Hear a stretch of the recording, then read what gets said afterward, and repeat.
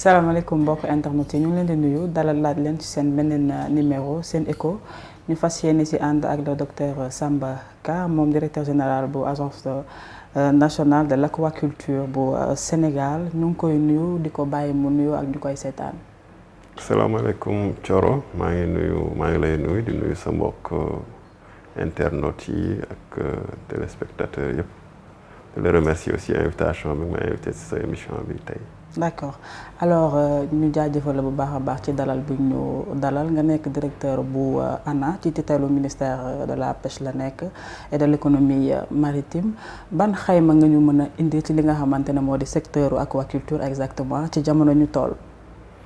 waaw secteur aquaculture xayma bu ñu ci mën a joxe tey mooy que ne agence nationale de l'aquaculture moom lañ ko dénk depuis 2006 ndax dañ seetlu woon ne aquaculture dañ ko war a développer ci Sénégal comme nu mu amee ci yeneen réew yi ndax ñëpp xam nañ ne napp gi dafay dellu ginnaaw toujours damay faral di misaal ma ne nit ñi dañ naan l'homme vivait de chasse de pêche et de cueillette. Tout à fait. cueillette bi amatul dañuy bay chasse bi amatul dañuy yar pêche bi rek moo des ba léegi nit ki yaakaar na ne war naa xëy dem géej wuti xamul ndax dina am wala du am donc ala kulli aal loolu dafay dañ te am na réew yoo xam ne comprendre nañ ko ba daanaka lu ñu am ci aquaculture bi amuñ ko sax ci napp gi day wàññeeku.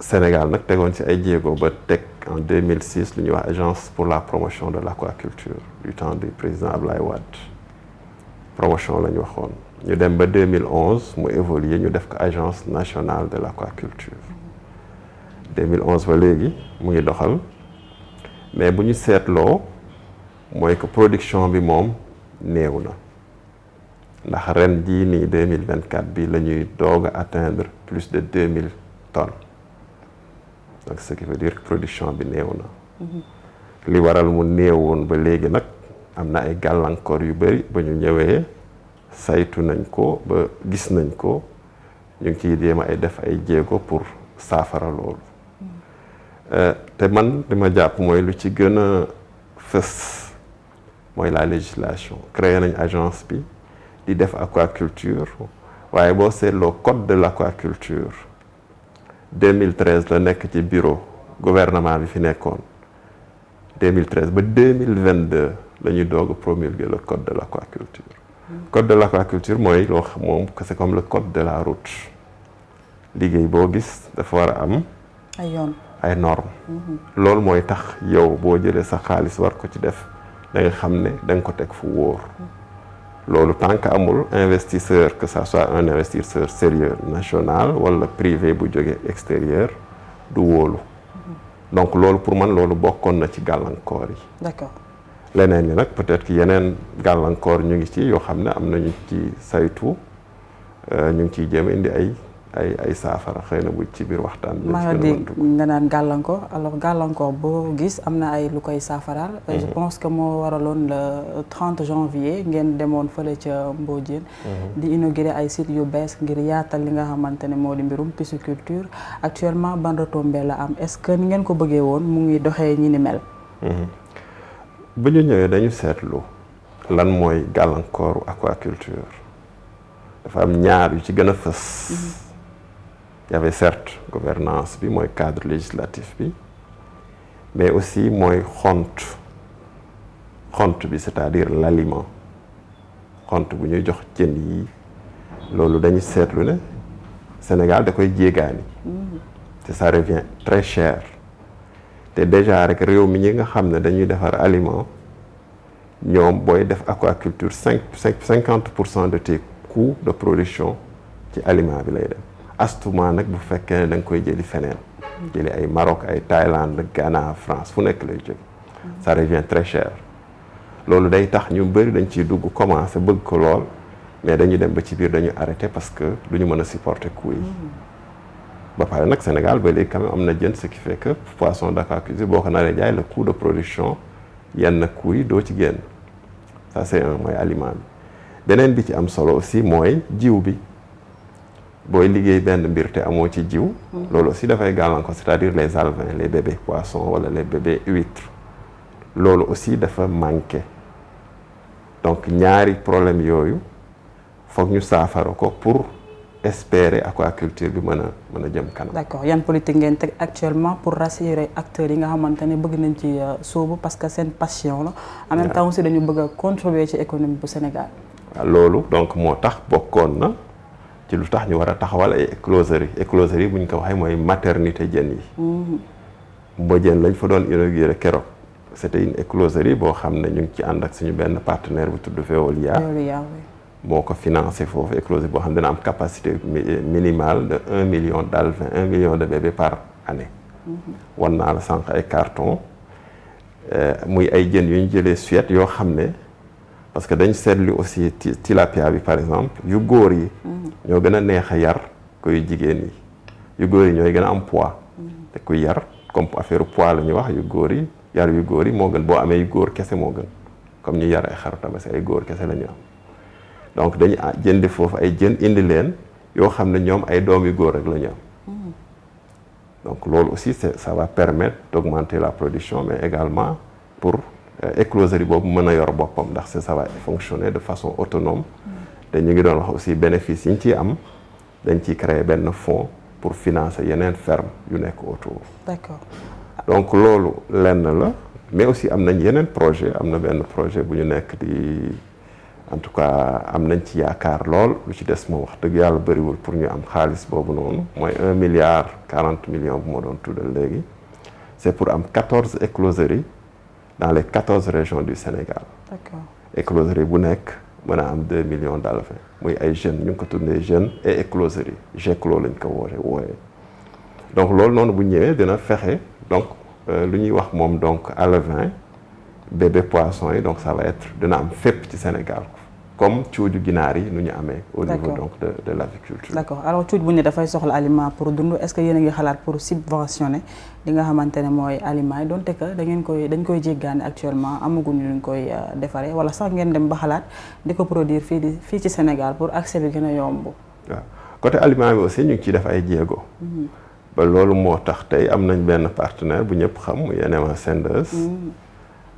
am na suñu benn unité de fabrique bu nekk Bokhol dans le nord Dagana boo xam ne benn projet agriculture moo ko fa taxaloon lu yàgg fonctionné wul ba ñu ñëwee aussi amul woon courant haute tension fexe nañ ba def liggéey def ci xaalis yu bëri pour courant haute tension foofu ñu signé ak convention ak NMA Senders ba commencé nañ def foofu sax seen première production je pense qu'ils ont produit 10 tonnes waaye dañ ne leen aliment boobu ñun mënuñu ko utiliser pour ñu utiliser foog ñu def ay test aliment pour nga xam ndax baax na foog ñu jël ko testé ko ak ay jën suñu antenne ba la nekk Richard Toll ba pare bu baaxee ñu doog koo mën a jaay mais ñoom produire nañ boole nañ leen aussi ak ay chercheurs université yoo xam dañ leen dimbale ci formulation aliment bi ñu war a def aussi bien pour poisson chat que pour tilapia bu ñu paree def ay test yi dina am ci labo comme labo LANAT bi nañ ko def ay test bu loolu yëpp nag jaaree yoon ñoom dinañu am Fra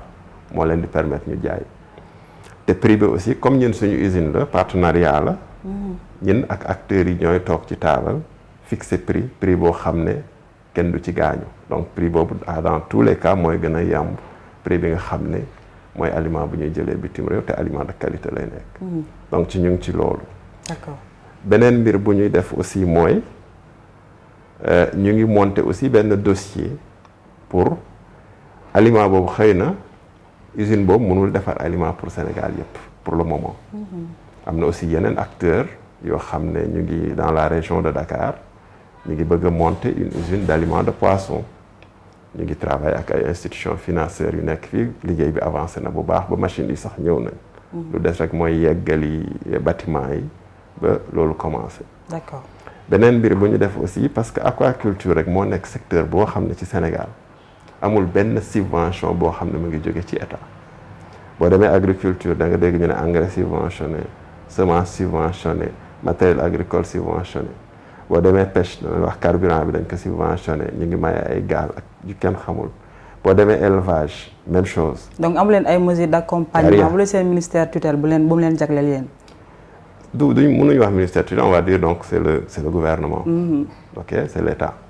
Donc loolu noonu ñu ngi ciy liggéey, on est en train de travailler sur un dossier boo xam ne dañuy wax gouvernement bi bëgg nañ nga teggi taxes yi fii teggi TVA bi fii pour dimbali acteurs aquacoles yi pour ñu mën a comme filière buy juddul te bëgg nañ ko développer ñu jàppal leen pour ñu mu gën a jëm kanam. D'accord. beneen mbir bu ñu def mooy aussi dañoo dem seeti banques yi nekk fii mooy fonds mooy yi nga xam dañuy financer. gis nañ ak directeur général BNDE waxtaan ak moom danañ signer ak moom convention. On l'a convaincu, il est d'accord que dina def benn ligne de crédit dédiée à l'aquaculture qui peut être comprise entre 1 et 10 milliards. ba nga xam ne kuy bëgg def aquaculture mën nga def foofu nga jël fa xaalis à un taux acceptable en fait. D'accord. beneen bi aussi mooy FONGIP aussi ils sont prêts aussi à mettre de l'argent boole ko ak encore suñu beneen partenaire boo xam ne mooy mu tudd encore DER nga xam ne bëri na ay projets yoo xam ne ñun ñoo leen defal étude bi yëpp ba jox leen ñu financer. waaw. D'accord. Alors yan secteur ngeen bëgg a yaatalee li nga xam ne moo di aquaculture pour ñu bëri mën cee jot au-delà de Mbodiène bi ngeen ko defoon parce que gis nañ ni Tambacounda secteur bu soxla jën la, Diourbel consort soxla secteur bu soxla jën la te pour am fa jën day nekk loo xamante ne lu difficile la est-ce que li ngeen leen di bàyyi xel ci yenn projet yi ngeen di def. waaw aquaculture mooy loo xam ne mën nga ko def fépp foo xam ne ndox am na fa te wax dëgg yàlla Sénégal am na potentiel on a le fleuve du Sénégal on a le lac de Guiers et la nappe souterraine aussi bu ñuy wax Maastrichtien il y a 36 milliards de mètres cubes d'eau il suffit nga gas forage da ngay am de l'eau douce boo xam ne mën nga ci yar say jën donc mën nañ ko def fépp c'est vrai les régions yi nga xam ne ñoo nekk à l'intérieur du pays c'est des régions qui n'ont pas accès à la mer donc am fa jën dafay xaw a jafe surtout nag avec la raréfaction de la ressource ñëpp xam nañ ne yaboy par exemple daanaka moom lañ doon dundee te yaboy bi ñëpp xam nañ ne wàññeeku na bu baax a baax donc moo tax boo gisee ñu def projet écloserie boobu dans 14 régions du Sénégal ça couvre le territoire sénégalais semaine passée rek ñu ngi doon maturer ay projet ak suñu naataangoo yu ministère de l'économie et de la coopération ay projets yoo xam ne c'est pour créer des fermes aquacoles à travers le Sénégal te bañ doon def loolu aussi bàyyi nañ xel bu baax région yi nga xam ne ñoo gën a défavorisé en tout cas en termes de produits halieutiques foofu la ñuy gën a présent en fait ñoo ñooy ëpp financement ci projet yi ñu monté waaw donc sans compter aussi ren état bi jox nañu benn financement pour benn projet sur des cages développer ay fermes en cage sur quelques régions du Sénégal mais yooyu mooy nga xam ne dafa am ndox comme fleuve du Sénégal comme lac de Guiers wala au niveau de la mer. D'accord bu ñuy wax ci revenu économique bi nga xamante ne aquaculture war na ko mën a apporter ci réewum Sénégal boo ko doon xayma bilan bi lan lay doon. C'est un secteur boo xam ne potentiel bi ci nekk fu mu toll nii c'est sous-exploité parce que à chaque fois bu ñuy wax aquaculture Sénégal les gens dañuy def focus rek jën. waay. déedéet aquaculture yoxos bi ci la bokk gis nga yoxos lu mu mën a génnee jën bi mënul génnee sax xaaj bi te on a un potentiel en Casamance énorme dans le delta du Saloum à Saint-Louis Somone Joal zone yooyu yëpp c'est des zones yoo xam ne qui ont un très fort potentiel boo xam ne mën nañ ko def ci coquillage yi surtout huître ak arche mooy paañ yi. mais est-ce que yéen a ngi koy exploiter ci côté yooyu. ñu ngi ci. ñu ngi dañu bëgg parce que loolu nag bu ñu bëggee pleine exploitation il faut que ñu moderniser ko moderniser fexe mooy fexe ba nga xam ne jigéen ñi ñëpp xam nañ ni ñuy dindee affaire dafa metti mooy dem ci racines yi dindi alors que mën nañ ko defee neneen. ba tax na sax ñu taxawal benn ferme pilote fële ca Nemaba avec des partenaires espagnols ñooñu commencé nañ am nañ aussi benn projet bu ñu am ak OIT day commencé léegi ci xam boobu aussi ci wàllu huîtres yi ndax huîtres yi ak aussi am na projet yu ñu am ak FAO mooy pour estimer biomasse yi mais aussi Sénégal dafa am potentiel boobu pare waaye Sénégal amul accréditation pour mën a exporter yoxos tout ce qui est coquillage parce que tout simplement dafa amoon lu desoon ci liggéey bi parce que coquillage dafa nekk lu sensible ndax dafay filtrer ndox mi directement donc ndox mi contamination yi ci am yépp boo lekkee coquillage bi rek mën nga koo am moo tax pour nga mën a jaay loolu bitim réew foog ndox mi nga saytu ko ba nga xam ne lii lu set wicc la. loolu amoon nañu ak benn projet ak FAO ba def nañ une première caractérisation sur le long de la côte du Sénégal jóge Saint-Louis ba Casamance. On a eu la première carte waaye loolu liggéey la boo xam ne dafa war a continuer. warul taxaw ndax ndox mën na mel nii tey suba mu mel neneen donc ça demande un travail continu boo xam ne aussi ñu ngi koy continuer mais c'est un potentiel énorme bu nekk foofu. loolu yoxos bi la beneen mbir bi mooy les moules. moule aussi c'est un potentiel Sénégal am na potentiel moule mais daanaka benn nit rek moo ko fiy def fii côté Thiaroye mais c'est un potentiel énorme boo xam ne aussi war nañ ko mën a exploiter donc dinañ ci jéem dinañ ci monter am na ci benn projet boo xam ne dañ ko jéem a soumettre aussi. D'accord. am na aussi les algues y a les macro-algues yoo xam ne mën nañ ci def am na ñoo xam ne dañ koy lekk mën nañ ko def ay produits ay gel pour ay cosmétiques. mën na dem ci ay industrie pharmaceutique mën na nekk engrais yëpp loolu aussi c'est un potentiel qui est là parce que 700 kilomètres de côte quand même c'est long mën nañ ci def lu nekk. te ñu ngi fii de façon naturelle donc c'est possible de les exploiter. D'accord. beneen bi mooy spiruline c'est une cyanobactérie la boo xam ne dañ koy utiliser pour parce que c'est riche en vitamine A c'est riche en protéines donc dañ koy utiliser comme supplément alimentaire pour les enfants malnutris xam naa daa nga dégg mooy ferme yi nga xam ne mooy madame Viviane Wade amoon na ko fi. fu mu toll nii am na njaafat dañ koy def en poudre le kilo ça peut coûter jusqu'à 100 000 francs boo demoon pharmacie tey nga laajte poudre spiruline parce que dañ koy def comme mën nga def fonde nga def ko ci wala pour xale yi wala pour mag ñi wala ku mu neex c'est un supplément alimentaire. donc ça aussi c'est un potentiel qui est là boo xam ne formé nañ ci ay nit yóbbu nañ ay techniciens wu ana njaafat ñu liggéey fa 2 à xaw ma 3 mois pour développement yi ñu def ba bind nañ ci projet aussi danañ wut financement aussi pour loolu yëpp pour mën population yi mën ci am accès en fait. donc d'accord. la filière elle est très large. D'accord. alors jën yi di tukkee ci aquaculture yan particularité la am yoo xamante ne mun nañ ko bañ a méngale jën bi di nekk ci biir géej gi ba tax ñu war ko jël de préférence. waaw bon c'est vrai que aujourd'hui au Sénégal on fait pas de l'aquaculture marine loolu nag lu ñu yitteel la. ñu ngi ciy wax ak ay partenaires étrangers ak même à l'intérieur du pays pour qu'on puisse développer cela. Vendredi passé rek j'étais à Niodior avec le DG de Petrosen, le DG de Woodside aussi, avec le ministre de l'énergie dans le cadre de leur RSE mooy responsabilité sociétale. dañoo bëgg accompagner leen pour ñu dimbale population ñu am des cages d'aquaculture marine pour jéem a jën yi nga xam ne ci ndox mu xorom bi lañu nekk di jéem ci essayer aquaculture ak aussi ay parcs ostréicoles pour jigéen ñi.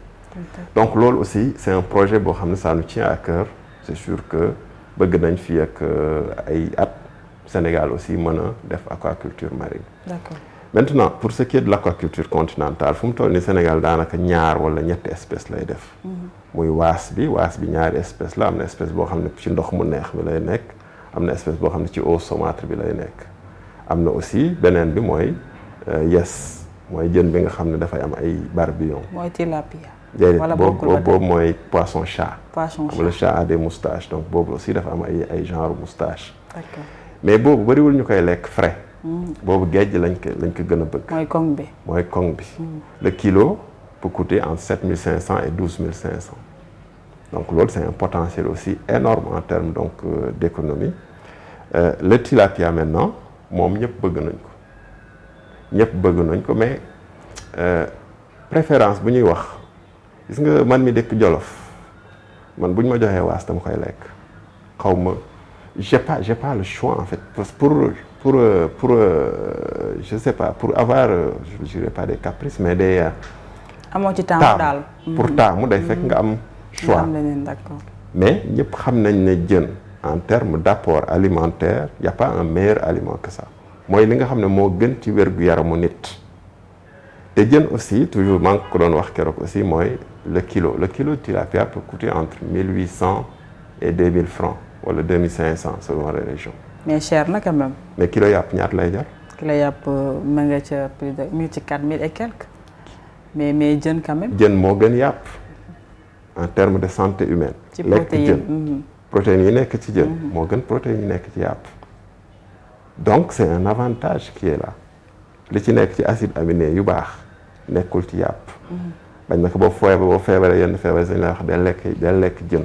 parce que am na ay vitamines yu ci nekk am na ay acides aminés yu ci nekk des acides aminés essentiels. Mais ça prend quand même un travail te l'avantage aussi mooy léeg-léeg jën yi dañuy jóge ci yenn port yi nii jóge Jifeer wala fu la neex war a dem ba Tamba.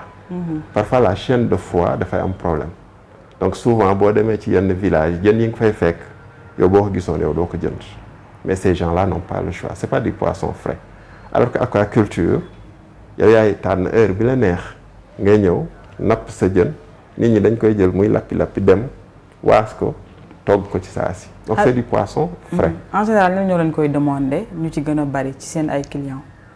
Bon nous ne sommes pas des producteurs xam nga ANA c'est pas ñun duñu ay producteurs. ñun dañuy accompagner les producteurs. D'accord mais à parfois producteurs dinañ ñëw jox leen ay retombées pour won leen ñan ñoo koy gën a soxla actuellement. non ñëpp ko soxla.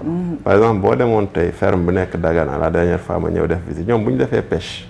ferme bi Dagana la nekk mais day am ay jigéen sax yu jógee Ross Béthio di ñëw di jënd si jën yooyu noonu pour dem jaayiwaat ko. D'accord. Donc loolu noonu wala mën nga wax aussi avec un marailleur nga ne ko tel jour. Je vais faire une récolte mu ñëw ramasser la fa nekk yóbbu ko ne yóbbu ko marché au poisson bu ko neexee yóbbu ko feneen donc c'est du poisson frais donc loolu mooy avantage aussi aquaculture. bu la neexee nga ne sa bassin nekk nii nga ne tey temps laay jël bàyyi fi di ci des alors que loolu boo demee par exemple géej li nga jàpp loolu ngay boo indee tu es obligé de conserver ça wala nga jaay ko.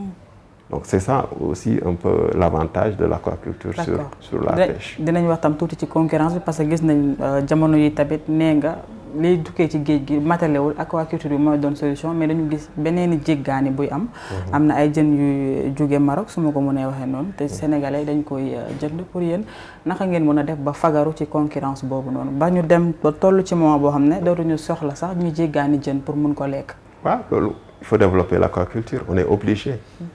Parce que loo xam ne dañ koy jéggaani te ñu mën koo def fii am tout le potentiel am ndox bi am suuf si am jeunes yi am xam-xam bi c'est pas normal il faut qu'on fasse des investissements dans l'aquaculture ba nga xam ne loolu noonu du am parce que nit ñaa ngi koy jënd ci marché yi mais xamuñ ne c'est du poisson d'aquaculture moo tax léegi nit ñi dañ naan Sénégalais di bëgguñ jënd yar alors que boo demee marché au poisson da nga ko fay fekk mais c'est pas identifié day jóge Maroc day jóge aussi dans les pays du Golfe aussi ñoom aussi dañ fi indi ay jënu yar mais c'est des poissons c'est de bonne qualité hein dafa mel ni ginaar yi ñu yar aussi bu njëkk nit ñi dañ naan wax baaxul na mais toll nañ foo xam ne ni les gens sont obligés d'en manger parce que élevage local bi les poulets locaux on ne peut pas avoir des quantités yi nga xam ne élevage en batterie bi mën na ko am. Le poisson aussi ça va être pareil.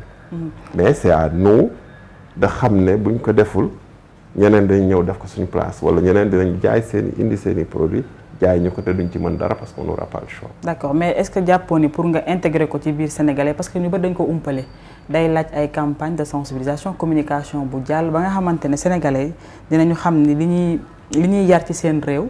da leen di jural njëriñ non seulement économiquement parlant mais ci beneen aspect bi ci seen état de santé lim leen ci mën a jural.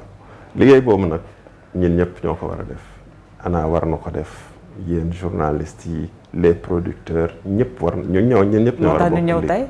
waaw ñun ñëpp ñoo war a bokk liggéey boobu. C'est un travail de communication à faire mën nañ ko def ak ministère yu bëri ministère de la santé aussi pour communiquer sur les protéines halieutiques leur intérêt sur la santé publique.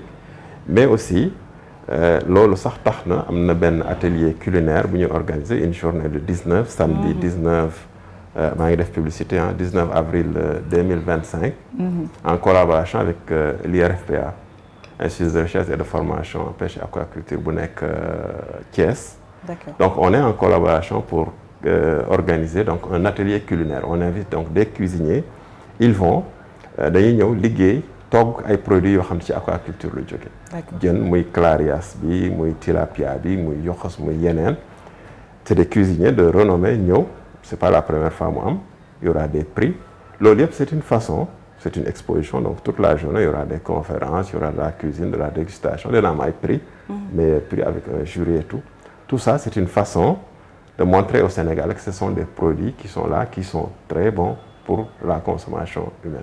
D'accord. Donc loolu noonu c'est comme vous dites, c'est un travail de com de tous les jours. D'accord. Alors aquaculture bi bëgg nañu xam ci ban impact la am ci li nga xam ne moo di emploi des jeunes ak tam ci beneen volet bi ndaw yi nga xamante ne à chaque fois dañuy gis ni dañuy bëgg a dem ci gaal yi pour des lendemains meilleurs ñu mën leen a teg fii par le biais de l'aquaculture. mooy lim aquaculture dafa am ay objectifs yoo xam ne objectif donc de sécurité et de souveraineté alimentaire mais aussi côté emploi des jeunes bi nga wax noonu dafa am importance. Parce que moo jëlee par exemple la ferme de Dagana qui est une ferme communautaire ferme bu ndaw la y a je sais plus combien de bassins en tout cas un peu plus de 10 bassins de 450 mètres carrés mais boo demee y a 28 jeunes qui travaillent là-bas à temps plein 28 jeunes. Avec des ci loolu la ñuy dund boo demee suñu ferme bu ndaw boobu ngay gis médiane écloserie boobu minimalement y a une dizaine d'emplois donc c'est un fort potentiel pour créer donc de l'emploi pour les jeunes. 14 écloseries yi ñuy def ni j'ai pas le chiffre en tête mais minimalement chaque écloserie dina am 5 à 10 personnes yoo xam ne mën na leen employer. Donc c'est un potentiel énorme moo tax boo seetloo Mbodiène on est en partenariat avec le CILMI donc le conseil interministériel de lutte contre la migration irrégulière. Donc c'était dans ce cadre-là parce que ñëpp xam nañ ne aussi mbëkk mi pêcheurs yi la gën a en tout cas ceux qui les insulaires ou bien ceux qui habitent sur les côtes ñoom la gën a dal en fait. Lan moo ko waral c'est parce que la ressource dafa wàññeeku. Donc c'est une alternative. Loolu bokk na aussi lu tax ñu bëgg a développer aquaculture marine. Ndax mool moom bu sañoon day dem géej ba muy génn àddina. Donc le fait nga def ko en aquaculture avec des cages dina leen permettre de garder cette activité-là, d'aller en mer, alimenter, d'être toujours en contact avec le mer, ce qui va être beaucoup plus proche de activité bi nga xam ne moom la ñu def mooy c'est-à-dire aller pêcher. D'accord. Donc ñu ngi ci loolu on en est très conscient et je pense que suñu projet toujours on parle de c'est pour la création d'emplois des jeunes et des femmes. Côté ostréiculture bi aussi boo ko jëlee majoritairement ce sont des femmes qui font ces activités-là. D'accord. Que ce soit en Casamance, dans le delta du Saloum, sur la Petite Côte wala Saint-Louis. yëpp daanaka ay jigéen rek ñooy def activité boobu. Mais côté boobu aussi xam nga lan moo ci gën a am solo ñoom huîtres yi ñu jël fu mu toll nii dañ koy transformer yoxos beeg paañ bi. dañ ciy jël ay paan yu bëri jël ko togg ko. jël ay matt wala gaz togg ko bu ñu paree wowal ko bu ñu paree tuuti lay nekk tuuti. day dellu. Alors que huître bi boo koy jaay frais bi boo koy jaay moom la njëg li gën a baax lool te nit ñi bëgg nañ ko boo demee ci hôtel yi ça c'est vendu par douzaine. te ci la poids bi di gën a favorable. Mais lan moo tax mënuñu def loolu ba tey mooy que dañ leen manqué ay yenn infrastructure yu ñuy wax unité de dégorgement. waaye huître boo génnee ci géej gi. dañ ko war a dugal ci ndox mu set mu nekk foofu 24 heures à 48 heures selon le besoin nga doog ko mën ko consommer de façon très saine.